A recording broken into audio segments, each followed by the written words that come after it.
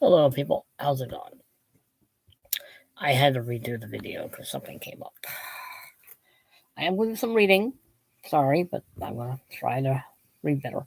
Operation Overlord. Date June 6th to August 30th, 1944. Location Northern France. Basically, Normandy. Normandy's a huge landmass, people. It's a huge chunk of France. Allied victory, of course.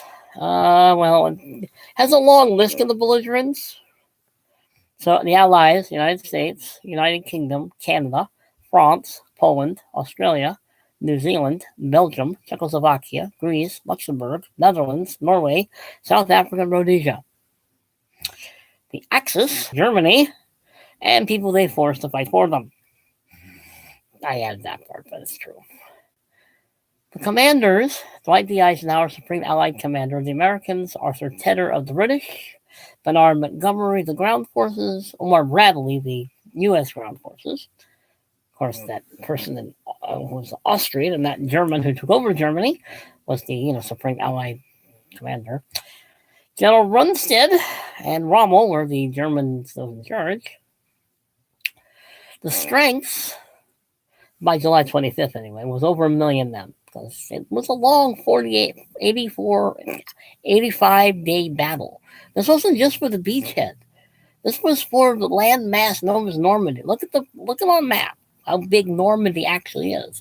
It takes up a lot of territory. Caen, the Peace Gap, I'm forgetting what the other places are called, but it's a huge land mass. It's not just the beaches they were fighting for. Anyway. The casualties killed on the American side from the 85 for those days. Over 20,000 were killed. On the British, 11,000 were killed. The casualties on other countries, over 5,000 were killed. On aircraft, over 2,000 were shot down. Tanks and guns lost 1,500 to 2,400. Let's see. It doesn't do anything to the Germans, which is interesting. Okay. Operation Overlord was the code name for the Battle of Normandy, the Allied operation that launched the successful liberation of German-occupied Western Europe during World War II. The operation was launched on June 6, 1944, D-Day, with the Normandy landings, Operation Neptune. A 1,200-plane airborne assault preceded an amphibious assault involving more than 5,000 vessels. Nearly 160,000 troops crossed the English Channel on June 6, and more than 2 million Allied troops were in France by the end of August. The decision to undertake cross-channel landings in 1944 was stated at the Trident Conference in Washington in May 1943. General Dwight D. Eisenhower was appointed commander of Supreme Headquarters Allied Expeditionary Force, and General Bernard Montgomery was named commander of the 21st Army Group, which comprised all the land forces involved in the operation. Even though I've read in other parts where Bradley was in part of the Americans. But the coast of Normandy of northwestern France was chosen as the site of the landings, with the Americans assigned to land at sectors codenamed Utah and Omaha, the British at Sword and Gold, and the Canadians at Juno. To meet the conditions expected on Normandy's beachhead, special technology was developed, including 2 artificial ports called Mulberry Harbors, and an array of specialized tanks nicknamed Hobart's Funnies. In the months leading up to the landings, Allies conducted Operation Bodyguard, a substantial military deception that used electronics and visual misinformation to mislead the Germans as to the date location of the main Allied landings. Basically, that's when they made Patton, let's just say they removed him because of something he did in Sicily. And they gave him a fake army, a fake military, fake tanks, everything. And this is the operation that they were using Patton to deceive the Germans that he was going to be leading the Allied invasion, the Allied advance, and the Allied landings at Normandy. Adolf Hitler, Field Marshal Erwin Rommel, in charge of developing a fortification along Hitler's proclaimed Atlantic Wall with anticipation of landings in France. They knew it was coming. They knew where. They just couldn't quite figure out really where. The Allies failed to accomplish their objectives for the first day, but gained a continuous foothold that they gradually expanded when they captured the port of Cherbourg on June 26th and the city of Caen on the 21st of July. Well, the 26th was June and the 21st was July. A failed counterattack by German forces in response to Allied advances on August 7th left 50,000 soldiers of the German 8th Army trapped in the police pocket. By August 19th, the Allies launched a second invasion from the Mediterranean Sea, also known as the Southern France, Operation Dragoon. There is a book out there on that, by the way. I haven't found it yet. On August 15th, and the liberation of Paris followed on the 25th of August, German forces retreated east across the Seine August 30th, 1944, marking the close of Operation Overlord. It took a while. I mean, it really took a while to... I have books. It was a bloody battle. I mean, there was just... It was a slugfest. It was a bloody slugfest. It was not easy. Movies always sometimes portray it as being hard, but not as hard as it actually was. I mean, it was a bloody mess. I mean, they were fighting trained German soldiers. They weren't fighting just nobodies. They were fighting a well-trained, well-armed military. But anyway, but it was 85 days of hell. It was not an easy thing to do. I mean, those 85 days were a bloody slugfest through terrain that they really didn't understand until they got there. Because hedgerows in France are not the same kind of hedgerows in England. They're different. They're very different. I mean, they were fighting a trained army, and they could easily have been beaten. They could have easily have lost. This was not a sure thing. It really wasn't. I mean, it was... Well, I'll send my books in a minute, but I can't explain it because it really it is one of those. It is battle is something you cannot explain to someone who has never been in one, and it's even harder when you've never been in one and you're trying to explain it. So, but I mean, see this book says that. Well, this part tells me that Bradley was there, leading American forces. Make up your mind.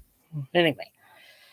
This is just on the D-Day part, because today is D-Day, so let's see. The belligerents, I've already said all that. The commanders, I've already said all that. The units involved. 1st Army was Omaha Beach. The 5th Corps, 1st Infantry Division, 29th Infantry Division. Utah, the 12th Corps, 4th Infantry Division, 82nd Airborne, 95th Infantry Division, 101st Airborne. I mean, St. Mary-Glise was a mess. I mean, I'm going back and forth, I know. But you've seen the movie, The Longest Day, where they're parachuting into the city at night, and the lights, and they're shooting at them when they're coming down. That's St. Mary-Glise. That actually happened. All that actually happened. Let's see. The British 2nd Army, Gold Beach. The 30th Corps, 5th Infantry Division. Juno, the 1st Corps. 3rd Canadian Infantry Division. Sword, 1st Corps, 3rd Infantry Division, 6th Air Division, Airborne Division. Germans, the 5th Panzer Army, South and Caen, 21st Panzer Division, 7th Army, Omaha, 352nd Infantry Division, Utah, 709 Static Division, Gold Juno and Sword Beaches, 716th Static Division. I think that might be your Russian. We've taken over, you're helping us. I have a feeling that's what it is. The strengths, as I said, this is only for D-Day. 156,000 soldiers, 195 plus naval vessel personnel. On the German side, let's see, there was 50,000. As I said, on the casualties, there were 10,000 casualties, over 4,000 killed on the American side, just on that day alone. 185 German tanks destroyed just on that day. 4,000, 9,000 killed on the German side. Wounded, missing, or captured on the Normandy. The Normandy landings were the landing operations and associated airborne operations on Tuesday, 6 June 1944, the Allied invasion of Normandy in Operation Overlord during World War II. Codename Operation Neptune, and I do have a book. Did I think of that over there? Of course I did. I knew there was a book I forgot to bring over here. But anyway, I'll get into that. Because I have a book. It's just called the Operation Neptune. Planning for the operation began in 1943. Let's see, I read all that stuff already. The invasion began shortly after midnight in the morning of June 6th with extensive aerial and naval bombardments as well as airborne assaults. The landing of 24,000 American, British, Canadian airborne troops, the early morning aerial assault, was soon followed by the Allied amphibious landings on the coast of France. 6:30. The target, a 50-mile stretch of Normandy coast, was divided into 5 sectors. Utah, Omaha, Gold, Juneau, and Sword. You know how big Normandy is. Normandy is huge. I mean, that's just the beach. They were trying to take on Normandy. They knew that they had to get all of Normandy or this was not going to work. The Allies failed to achieve any of their major goals beyond their establishment of beachheads on the first day, which the movie is kind of a little misleading at the very end. I'll get to that. I mean, they did Cancer St. Lo, they did your Con, they had the Feliz Gap. This is also at 85. Operation Cobra, which is when they basically were stuck. And this is when Patton came back. This is when they brought Patton back and said, here's the Third Army. Don't screw it up, please. And stop slapping people. Okay, they may not have said that, but something like that, I'm sure they said. But anyway, I mean, the operation gained a foothold gradually, slowly. A lot of men were killed. A lot of civilians were killed. It was a bloody mess, a bloody slog through 85 days of going from the beachhead to the objectives of Operation Overlord. Overall, Operation Overlord. Operation Neptune is just the D-Day landings. Let's see. All right. Well. Well, I brought that book over here. This is annoying. No, it's right there. I'm gonna get the book, mainly because it's the first book I wanted to show.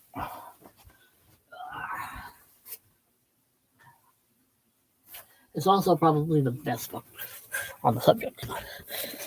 I have a lot of books to show. Hopefully, I may not even show all of them, but anyway. This one is excellent. This is an excellent writer, very detailed, very well written, I could not recommend this book enough on this subject. And I like Beaver. I like this book. It's good. He's good. He's better. He's a lot better. He really does talk about Operation Neptune, the D-Day landings, and the Allied invasion of Europe. Let's see any good maps. Well, no good maps, and the pictures are too small. But this is an excellent book. This is probably as I keep saying, this is probably the best of the ones I'm going to show you that are related to this subject of D-Day. I mean, the Americans, Canadians, and British could easily have lost D-Day. The weather, they had all the logistics of getting all the equipment there, the men there, the weather, the geography. They made so many mistakes about what certain parts of the geography in France look like. You'd think they wouldn't have. I mean, after all, de Gaulle was there, and he would have told them. And whether they wanted to hear it or not, he would have said it. This is another good book. I like Beaver. He's a good writer.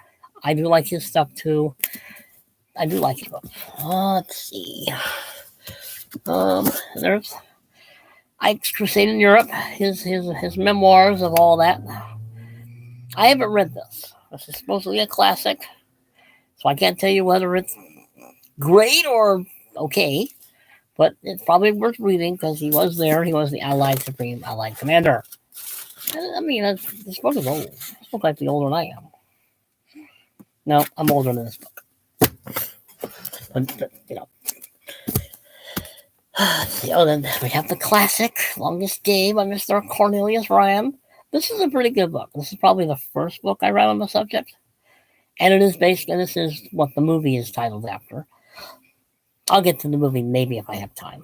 I'm trying to keep this under a certain amount of time. I don't want to drive people too crazy. If you want to have a very short, basic introduction to D-Day, and this is just D-Day. I do not believe he goes beyond D-Day. He doesn't. He does not go past. He does not do the entire Operation the Normandy campaign. But it's still a good book. Don't get me wrong. It's an excellent book. This one is pretty good too. I've read part of it, or at least I've read part of it a while ago. See, my problem is I'll start a book, get interested, and then all of a sudden I'll find something else. I'm terrible at that. But the World War II library, they do some very good books, excellent books. This is very good too. I mean, it's got nice maps, it's got some pictures. I mean, there's Ike, your famous picture of Ike rallying the troops. I mean, D-Day really, there was no guarantees.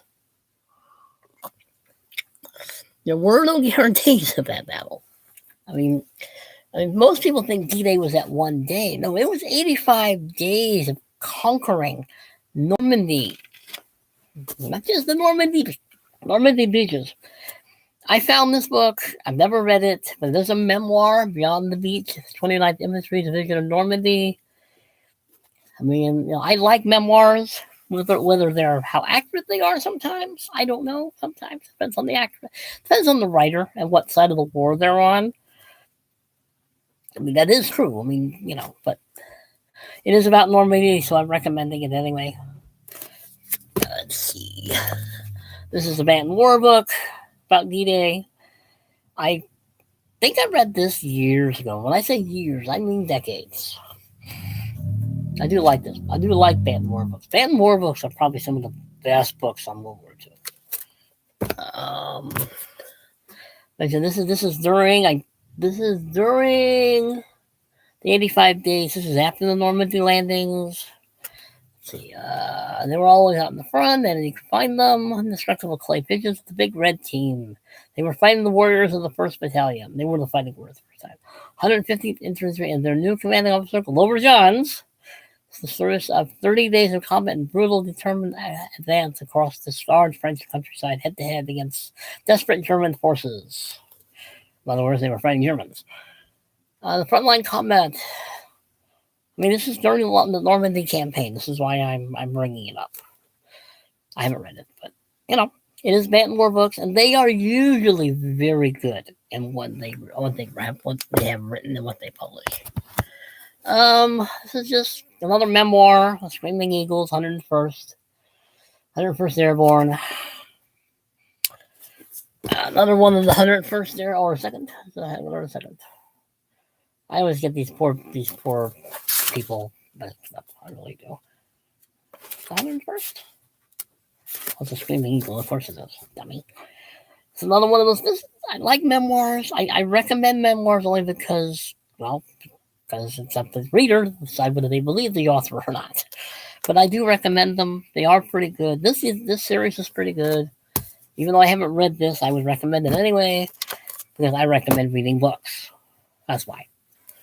I don't have any rational reason sometimes why I recommend a book. It's because the book looks interesting to me. I think, therefore, it should be interesting to others. I mean, these are the memoirs of people who were there, who survived being shot at, and who survived the brutality of war, and their buddies dying, and watching people die, and civilians die, and surviving, and having survivor's guilt, and having trauma after the war. And it is fascinating. I've always maintained, you want to study human nature at its best, its worst, and the most cruel, study war. So the air war in Normandy by the British. I haven't read this book. This is another one of those books I just happen to have. And it is about Normandy, so your guess is as good as mine, whether it's, worth the money I paid for it, which I probably got at a half-price bookstore anyway, so. But it is about the British side. That is a British plane, people. That's not an American plane. That's a British plane. Long live the king. Well, he would be king at that time, too. Anyway, but that is a cool plane. I guess that's the British side of the wall. My other half of my ancestry, my mother's side. My mother, by the way, was born 4 days later, June 10th, 1944. She would have been 4 years old when the Battle of Normandy began, or had just started. Max Hastings is pretty good. I have some of his books, not very many. I've always liked his writing. I still think the first book I showed you is better, but he's a good author. He is a good British author. running out of room. I told you I have a lot of books. Now I'm presenting this one for one, these two are actually there. He doesn't get there until later. But this is a very good short little biographies of Patton, Montgomery, and Rommel. I have other books on them, of course. I mean, I have Williamson's book on Patton, and I have the Cross of Iron of Rommel. But this is a very good book. This is a very good book. I I mean, it talks about their ups and downs. It talks about their lives. It talks about their egos. Oh, they had egos. But anyway, remember the movie Longest Day? This is Henry Fonda. This is the character Henry Fonda played. He does die about a month later of a heart attack in the war. But this is Teddy Roosevelt Jr.'s book. His brother died in the First World War, but he dies in this one. But this is the Henry Fonda character in the movie. It's a pretty good book, though, if I remember correctly. It's been a while since I've read it, but I do believe I liked it. Elmore Bradley's story about himself. He was there. I haven't read this book. I've read other books about Bradley, just not this one yet. But it looks like a good book. I will recommend books to people I haven't read because one, the skimming I've done on books, they look good. When other people recommend books, I think, okay, I'll give it a shot. The tower may not fall. Okay, this book is because when they did bring back Patton, this is where this story begins. When they bring back Patton July 25th for Operation Cobra. I believe it was Bradley's idea, by the way. I think it was a Bradley idea because they were stuck. They needed to have some way to break out somewhere. They were bogged down. I mean, in the Battle of Normandy, and the first book I showed you, that shows you the entire campaign. It's cool. It's interesting. It's fascinating. Human beings in war are fascinating because they really do demonstrate the good and the bad and the ugly of the human condition. That's why World War II is so fascinating and the stuff after it and before it. Where all these books come from? Oh, that's right, in my room. I mean, as I keep saying, and I'm going to keep saying it, but Patton's Third Army is what he got after he, Eisenhower said, you know what, we need Patton. Let's just hope he doesn't slap any more soldiers, but let's give him an army and send him that way. This book is very good. This is probably the book I would recommend on the entire overview of Overlord. But it is a good book. I do like this book. I mean, it has pictures. I mean, it doesn't have pictures you can see everything. But let's see. There's Marshall. I'm trying to find some decent pictures, but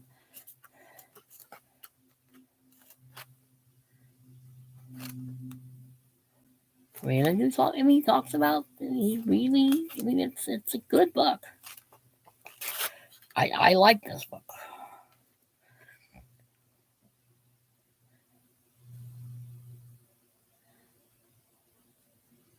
I mean, it talks about Operation Neptune, the D-Day landing in Europe. It's a good book. As I said, I'm not a trained historian, people. You want a trained historian? Find him. Or find Stephen Ambrose. That's the other book I didn't bring up. I do have his book on the D-Day landings. I just don't remember where it is in this room. Anyway. Hopefully that wasn't too bad. Hopefully that was a little interesting. At least like some of the books. You might be interested in them. Share it with people you might think might like the books. Might be interested in reading the books. Getting a better idea of D-Day, the campaign of D-Day and the Normandy campaign. Because the movie D-Day, don't get me wrong, it's a good movie. It is a good movie. It's more of a symbolic movie of the different types of personalities who fought in the war. I mean, yeah, they do have, actual people playing actual people, but a lot of it is basically telling the story of the common foot soldier and what they went through, the generals went through. It's not history per se. It's not straight history. To me, it's just a symbolic telling of actual events the best they can. I like it. It is a good movie. It is worth watching. Everything about that film is worth watching. But it's not 100% history. I don't get my history from movies. I get it from books. It's a good movie, don't get me wrong, as I said. But read books. Find out what happened to some of these people. Explore their backgrounds, so on and so forth. I always point to books. I don't movies are fun, they're okay, but they're not history. Aspirate for it. So ridiculous. But anyway, we're at 25 minutes, so I'm gonna stop this now. But I know I probably haven't given a good full example of how bloody and long and just this was not an easy battle. The Normandy landings alone were bad enough, but after that, those 84 other days were a slugfest. They were not a cakewalk. They still had a lot of terrible fighting and terrible loss of life to go through. It took 85 years to win the Battle of Normandy.